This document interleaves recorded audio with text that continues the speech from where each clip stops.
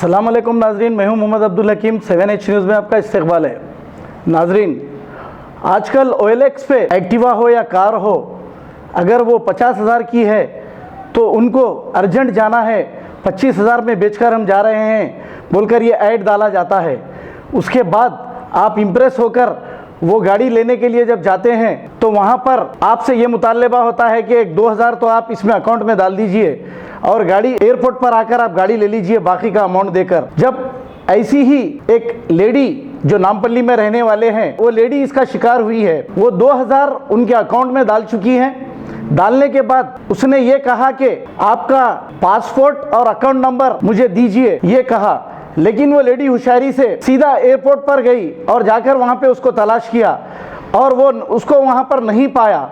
इसके बाद वो साइबर क्राइम के लिए कंप्लेंट करने के बाद वहाँ पर उसका कंप्लेंट नहीं लिया गया। वो कंट्रोल रूम को जाने के लिए कहा। अब वो कंट्रोल रूम गई है। आप होशियार हो जाइए, अगर ऐसे धोखों में आएंगे, गाड़ी सस्ते में मिल रही बोल के, तो आपके पैसे डूबने का डर रहेगा आपको। हम आपको वो एक्टिवा गाड़ियाँ भी बता रहे हैं।